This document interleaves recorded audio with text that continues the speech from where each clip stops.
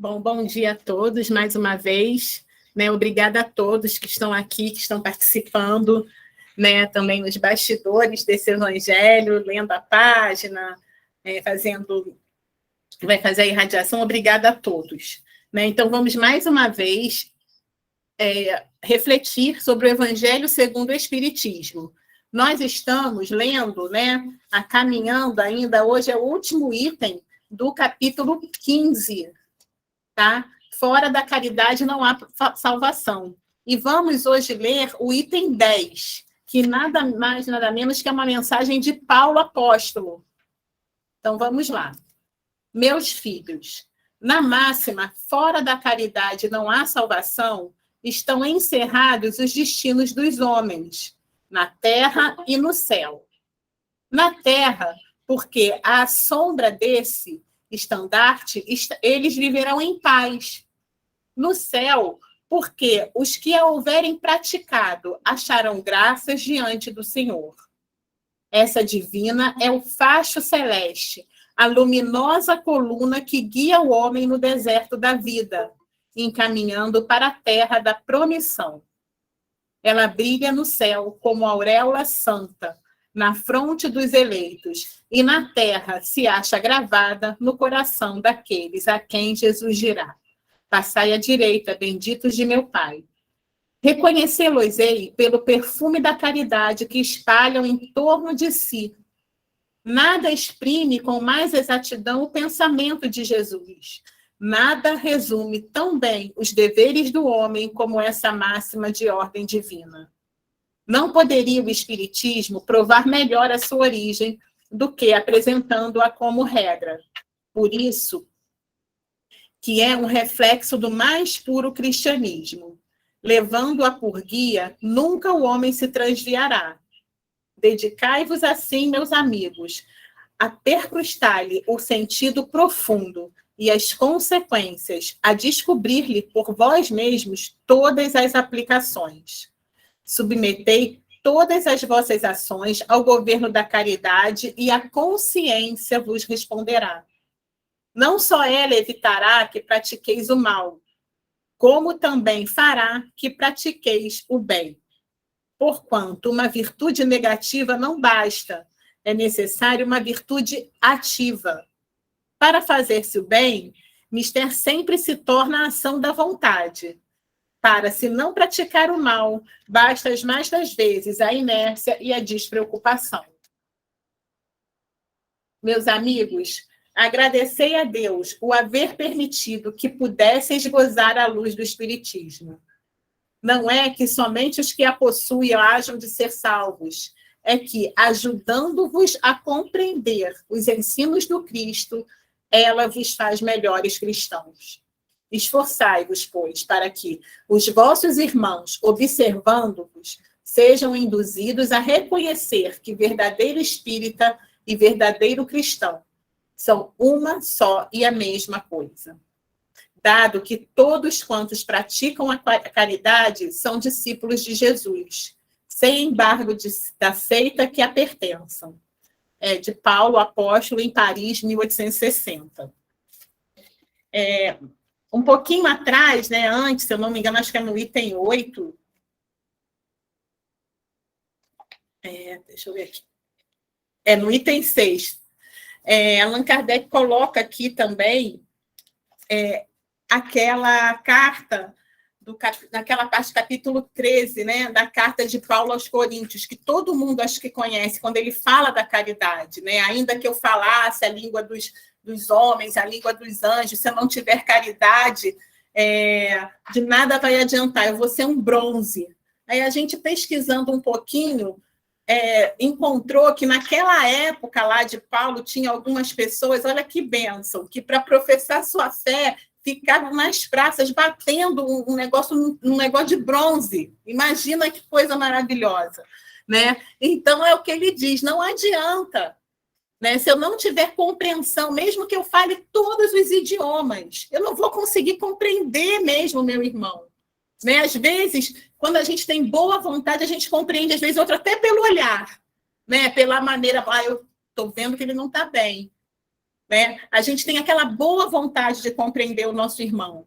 Então, nessa carta, Paulo coloca a caridade como aquele amor puro, aquele amor de doação mesmo, né? Como aquela necessidade que a gente tem de exercitá-la para que as nossas ações valham a pena, né? Porque não adianta eu distribuir tudo que eu tenho, né? Não adianta eu ter uma fé do tamanho de uma montanha, não adianta. Não adianta eu falar todas as línguas, eu conseguir compreender, ter uma intuição maravilhosa, se a gente não tiver boa vontade com o nosso irmão, se a gente não tiver caridade para com o outro, né? Então, ele coloca também a caridade como não só sendo dar coisas materiais, porque isso também a gente sabe que é importante, né? A gente tirar a fome, a sede, o frio das pessoas, mas ele coloca aquele sentimento de amor, né? A caridade como entendia Jesus mesmo, né? Que a caridade como entendia Jesus até mudava o comportamento das pessoas. Ele era tão amoroso, ele colocava tanto amor naquilo que ele fazia, naquela cura que ele colocava, ou num copo d'água que ele desse, ou numa frase que ele falava, que a pessoa que tivesse disposta se modificava. Né? E a gente fica assim, que é um pouquinho romântico, a gente fica voltando no tempo, né? E fica pensando como deve ter ficado o coração de Allan Kardec, o coraçãozinho dele, a gente já imagina ele lá com aquelas vestes, né? Quando recebeu essa mensagem, quando os médios trouxeram essa mensagem de Paulo, fechando esse capítulo, que é a bandeira do Espiritismo, né? Fora da caridade não há salvação. E já imagina ele sério, assim, com os olhos marejados, né? Emocionado, né? Que coroando o final desse capítulo mesmo, que essa conclusão, essa caridade foi Allan Kardec que trouxe para a gente com essa frase. Ele resumiu, né, praticamente a doutrina: fora da caridade não há salvação. Essa conclusão foi ele que tirou também, através, claro, dos estudos que ele fez com a permissão, né, dos espíritos, da doutrina dos espíritos. E o Evangelho já é o terceiro livro, né, da codificação. Então, ele concluiu: olha, gente, tudo que Jesus falou, tudo que Jesus agiu, a maneira como ele agiu, a maneira como ele falou, as parábolas, é o seguinte: fora da caridade não há salvação. Nos estimulando, né? E no final de tudo, Paulo trazendo essa linda mensagem, né? E também logo Paulo também, que era um homem que antes de se tornar cristão era muito rígido na religião, né? Na religião dele. Ele começou a perseguir os cristãos porque não estavam seguindo corretamente a religião que ele achava que era o correto, né? E um homem também do saber, ele estudava muito, era muito estudioso, né? E ele trazendo essa mensagem, né? Deixando claro que fora da caridade não há salvação, né? Não como está dizendo aqui antes, até trouxe na quarta-feira, isso foi um contraponto, né? Aquela parte que fora da igreja não há salvação. Não é especificamente, literalmente, fora da igreja, né? Mas fora qualquer, assim,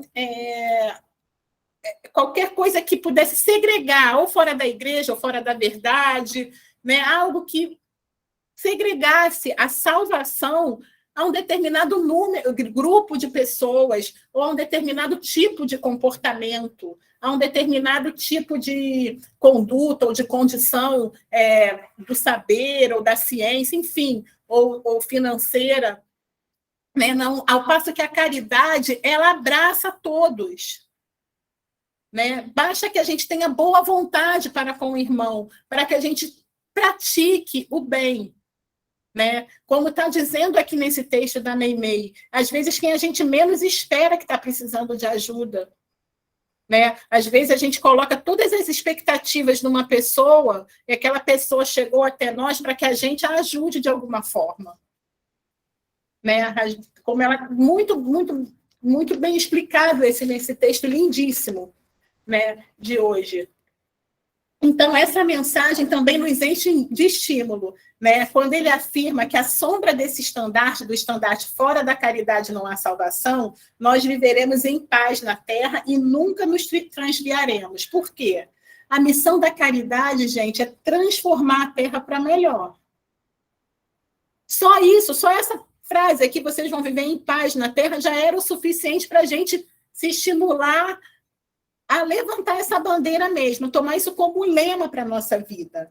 Né? Porque se a gente olhar tudo sobre a ótica da caridade, como nos recomendou, né, os espíritos, né, de acordo com como entendia Jesus, benevolência para com todos, né, perdão das ofensas, indulgência, a gente vai até a nossa própria consciência, onde estão impressas as leis de Deus, vai nos mostrar o melhor caminho, né? Vai nos mostrar a melhor atitude que a gente deve tomar, até mesmo para aquele nosso irmão, que tanto está necessitado, que a caridade começa mesmo na nossa casa, começa mesmo com quem está no nosso trabalho, no nosso grupo, com quem está ao nosso redor. Né? Então, é o amor em ação, como ele está dizendo aqui. Se a gente não faz o mal, basta que eu fique lá, fique quietinha, fico no meu, fico na minha, não estou fazendo mal para ninguém, né? Isso que a gente às vezes gosta tanto de falar, eu estou vivendo a minha vida, não faço mal para ninguém. Mas é só isso que Jesus espera de nós? Ah, mas eu não vou saber quem está realmente necessitando. Poxa, gente, a gente tem o recurso da oração. Né? A gente tem que ter consciência de que as leis de Deus estão impressas em nós, estão na nossa consciência. Então, vamos usá-la, né? Com sabedoria, com estudo, com a oração. Né? O que não dá é para a gente ficar parado. Né? Porque aí a gente vai prejudicar o outro e vai se prejudicar também. Então, todas as nossas ações que são guiadas, né, pela boa vontade, pela vontade no bem, vão gerar bons frutos. Com certeza. Além de nos impedir naturalmente da gente fazer o mal. Porque quem está trabalhando no bem não tem tempo de pensar no mal. Não tem tempo de ficar alimentando maus pensamentos. Né? É aquela velha frase, né? Aquela coisa, como é que Jesus agiria? Né? Então, passando por esse crivo, por esse julgamento, né? A gente vai ter muito mais segurança nas nossas ações. Né? E a caridade nos ensina também que o verdadeiro amor, o verdadeiro sentido, né? A real proposta é a gente amar, e não é a gente ser amado o tempo, né? Claro que a gente quer receber, né, gente, um carinho, claro, nós queremos, sim, mas esse amor doação, ele se retroalimenta. Ele se retroalimenta. Exemplos não faltam. Né? Exemplos não faltam. Então, gente, o Espiritismo, com esse lema, fora da caridade não há salvação, nos também, como ele disse aqui, deu a deixa aqui no final, Paulo, ele fala, olha, vocês são abençoados. Né? Não porque o Espiritismo salva, mas porque ele explica muito os ensinamentos de Jesus. Mas ele também, nas entrelinhas, diz, mas olha a responsabilidade que vocês têm. Olha a nossa responsabilidade. Né? Porque a gente não tem mais desculpa. Né? Nós já conhecemos, já éramos para ter conhecido, isso destrincha bastante.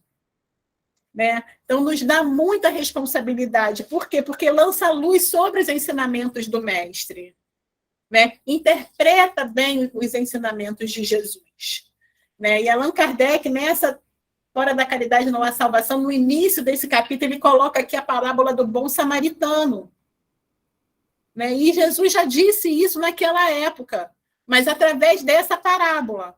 Por quê? Porque não é fora da religião que não há salvação para aquele homem que estava caído lá, todo mundo conhece essa parábola, aquele homem que estava caído, que ninguém nem sabia quem era, porque ele estava despido e todo machucado, estava irreconhecível. A gente não sabia se era alguém, quem era, se era alguém importante, se não era, a gente não sabia, eles não sabiam, né? Na parábola, as pessoas não sabiam. Então, passou um sacerdote representando a religião, o que ele fez?